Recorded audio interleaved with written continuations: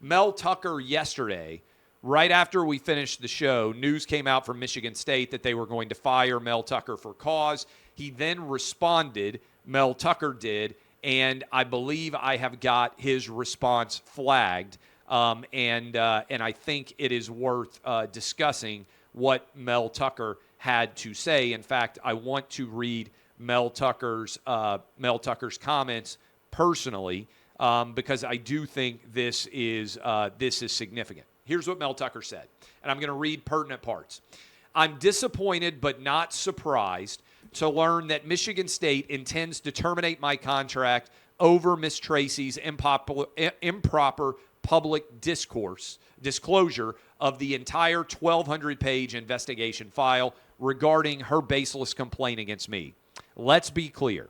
I don't believe Michigan State plans to fire me because I admitted to an entirely consensual private relationship with another adult who gave one presentation at Michigan State at my behest over 2 years ago. A cursory reading of the facts and timeline should cause any fair-minded person to conclude other motives are at play. Here's why. Michigan State knew about the information on which it supposedly relies to end my contract since at least March of 2023. Complaint was filed in December of 2022. Yet only after, again, I'm reading from Mel Tucker's statement, yet only after Ms. Tracy and potentially others leaked the confidential investigation report to the press did Michigan State suddenly decide this same information warrants termination. Michigan State is punishing me for Ms. Tracy's leak, which violated Michigan State's rules regarding confidentiality of investigations. Michigan State cut off any semblance of interest in the truth or due process by terminating me weeks before the hearing. And this is significant in terms of the timing because they haven't even had the full hearing yet.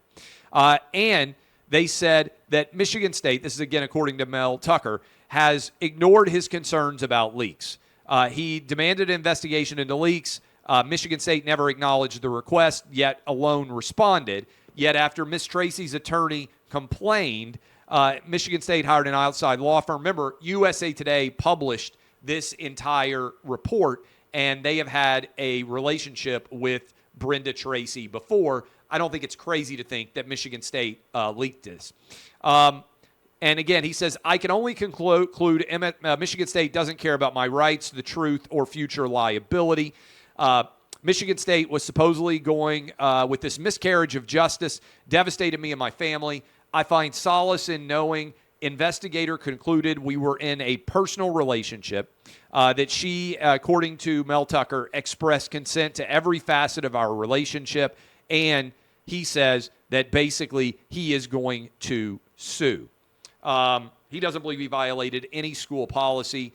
And here's what I would say in general, okay? This is me reading that USA Today report and only analyzing facts that are not in dispute. They had 27 phone calls lasting an average of 30-plus minutes.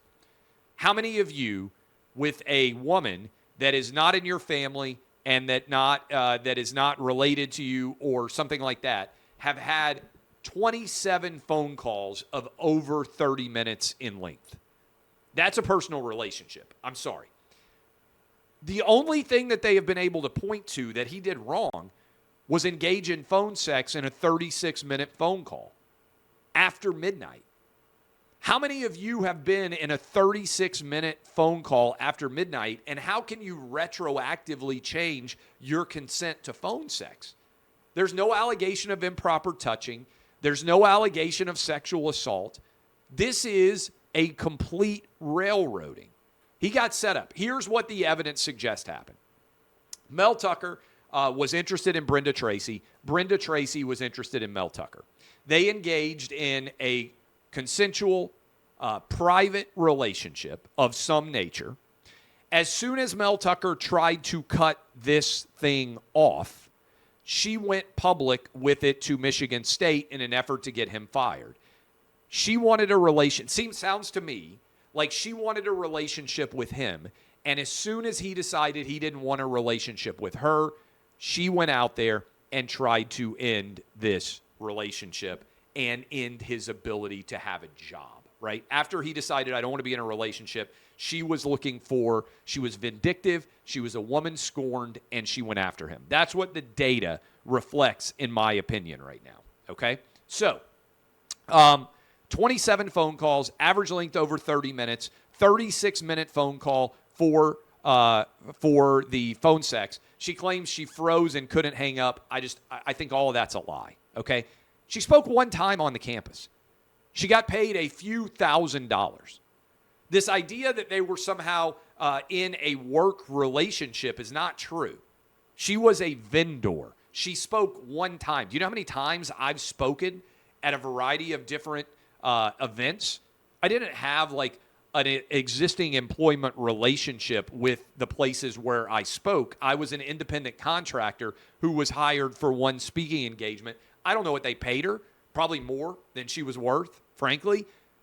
But $10,000, $5,000. I don't know what her speech rate is. I don't have any clue. For the record, I get paid $50,000 to speak. If I decide to go speak and I'm signing a contract, all right? You can think that's crazy. If you're going to get me to travel, you're going to have to pay me a lot of money. I don't know what her going rate on speech is, but she's not an employee. Like this idea people have, well, he engaged in an inappropriate relationship with an employee. No, she's not an employee. She spoke one time at the university. So this is, and I'm disappointed, frankly, in how few sports media figures will speak out on this. This is a joke. Look, again, I'm not saying what Mel Tucker did was without fault, but are you telling me that Michigan State is within their rights to terminate an $80 million contract because he engaged in consensual phone sex with someone he wasn't married to when evidently his own marriage was estranged? That is, there was not an ongoing relationship there in a traditional marital sense. I think it's a bad precedent. I think it's an awful precedent. The idea being that you're going to investigate every private relationship that your coach is engaged in, and if somebody decides retroactively they didn't like a phone call, that you're going to terminate an $80 million contract as a result of that? Again, if Michigan State decides they don't want him to be the coach anymore, I think that's a bad standard to set, right? I think there's a huge percentage of college coaches that have engaged in affairs, whether you like that or not. The idea that your private relationships implicate whether you're allowed to be a college coach is crazy to me. Now, if he were accused of sexual assault, if he were accused of a crime of some nature, I would understand that in the context of the morals clause. But how do you retroactively claim you didn't consent to a phone sex call? And how do you use that as justification to fire somebody? It doesn't make any sense to me. And again, the only person who's even willing to say this? Me. Maybe I'm wrong. Tag me if anybody else in the world of sports or media in general that has a big audience. Has anybody else defended Mel Tucker? I haven't seen it. I would like to think there are others with substantial audiences. And people are afraid. And I think this ties in with the Russell Brand story too. Look, I do not know the details on the Russell Brand story. The idea that you can accuse somebody of sexual assault a decade after it happened, 15 years after it happened, and that immediately it's presumed to be true is crazy. I'm 44 years old. I've been married for almost 20 years. The idea that somebody could be like, hey, in 1998, Clay Travis raped me, and people would be like, oh, that sounds like it's serious? This is crazy talk. My understanding is these Russell Brand stories are a decade plus old. This is craziness, okay? And the idea that you immediately don't allow him to make a living anymore? I don't know what the world we're living in is. And I feel like the Brett Kavanaugh hearing was so much a part of this. The idea that you would believe someone based on their sex. Okay, she's a woman, hashtag believe all women or whatever it is, hashtag me too. Lady Justice is blind for a reason. Women lie. Men lie. White people lie. Black people lie. Asian people lie. Hispanic people lie. Gay people lie. Straight people lie. You can't use someone's identity as a proxy for whether they are telling the truth.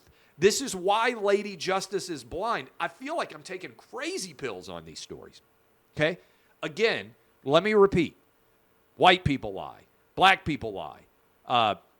Hispanic people lie. Asian people lie. Native American people lie. People who have different racial backgrounds all mixed in together, they lie. Men lie. Women lie. Gay people lie. Straight people lie. Trans people lie. Everybody lies. There is no identity that is uniquely the province of truth. What we are doing right now is engaging in the same flawed logic that used to characterize the Jim Crow South. Go back and read To Kill a Mockingbird, all right? Do you know what the premise of To Kill a Mockingbird was? Mayella Ewell, the white woman, told the truth because she's a white woman. Tom Robinson, the black guy, wasn't telling the truth because he was a black man. The entire premise of To Kill a Mockingbird rejects the idea of identity politics. That is why it is a classic of the American literary canon. Go back and read it. It is a refutation of the idea of identity politics, which characterized the life in the Jim Crow South, which was predicated on the idea that white people told the truth and black people lied. And by the way, an all-white jury was the determiner of that fact. Atticus Finch defended Tom Robinson, and all the evidence reflected that the black man was not guilty, and in fact, the white woman was a liar. The entire purpose of the book was to reject identity politics. We are now refuting the concept of To Kill a Mockingbird and reintroducing the idea of identity politics into our courtroom and into our national consciousness, where now you're supposed to look at the identity and make a decision based on what the truth is. Not based on the facts, which are undisputed and in evidence, but based on the identity of the individuals involved. That's wrong. That's the antithesis of a fair justice system. Again, it's a rejection of Lady Justice herself, who is blind, because we shouldn't be considering the people. We should be analyzing the facts. And when I look at the Mel Tucker thing, the reason why he's getting fired is because no one will call out the woman here who I believe is lying. That's what the evidence supports. And she's lying and costing Mel Tucker his job. And it's all based on identity politics. The reason why Russell Brand is getting railroaded, identity politics. We're just saying, not let's look at the evidence. We're saying let's consider the identity of the people who are telling the stories, and the identity of the story we respect and endorse the most is the one that's telling the truth. And that is everything that I'm opposed to. And that's why you got to stand on principle. And people get fired up, but I pretty much always stand on principle. And this is why I'm fired up about this other story here. Howard Stern is offended by Lauren Boebert, the dress that she wore. He spends a bunch of time saying, oh my God, she wore a titty dress. First of all, Howard Stern, you made a living putting hot chicks on the radio and having them make out. You were the definition of a guy who got influenced by a titty dress 25 years ago. If you saw Lauren Boebert in that dress, you would have said, damn, she should be the governor of Colorado. Why is she only a representative? She should be the Speaker of the House. She shouldn't just be a congresswoman. Did you see her in that dress? That's what Howard Stern would have said. Now, he's saying he's offended because she made out with somebody on a date. I look at so much of this, and I think Howard Stern is perfectly emblematic of things. This is a guy who was a rebel. He was willing to push boundaries. He was willing to take risks. And now he wants there to be lockdowns and everybody to have to wear masks, and he's afraid to go to restaurants. And he thinks that a girl in a hot dress on a date who's making out with somebody isn't qualified to be a congressperson anymore. I mean, this is the same. Look, I feel like I'm taking crazy pills because I'm consistent here. And you go back and read all of my stuff for 20 years. Whether it's Bobby Petrino with the neck brace and the hot blonde chick he was banging, whether it's Bill Clinton getting blowjobs from interns, still Mel Tucker, like whatever he's doing in his private. I don't care about anybody's private lives, okay? I would rather Bill Clinton get screwed by an intern than Joe Biden screw the entire nation. I feel like I'm one of the only people that still has this perspective. I've been the same for 20 years. I only care about your ability to get a job done.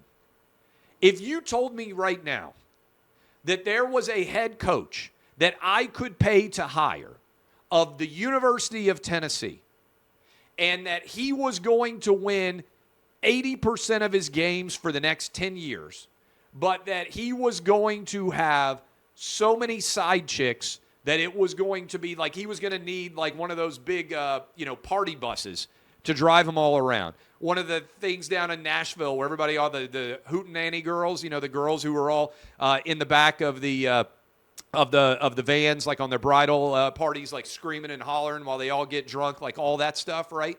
The hoedowns. If you told me that I had to do that, I had to hire a carload of sorority girls or party girls on the bus to entertain a University of Tennessee coach, but he was going to win 80+% of his games in the SEC, I would pay for that for the next 20 years. Because as long as he's not breaking the law, I don't care what he does in his private life. I just want to win. Just win, baby. It's what Al Davis said. That's what Clay Travis says. All right? And if you told me, hey, this politician's really good, let's go back Bill Clinton in the 90s. I think Bill Clinton was an incredible president. He said, hey, Bill Clinton, like someone can be president. He might screw an intern, but he's going to balance the budget. The economy is going to be an absolute rocket ship. There are not going to be any wars. Murder rates are going to go down. We're going to put violent people in prison. I'd be like, sign me up. How many people need to blow the president to get back to a balanced budget, to get back to crime at historic lows, to get back to a secure border, to get back to no war, to get back to you and me not having rampant inflation? You tell me how many blowjobs the president needs to get, I will sign up for it. I just don't care.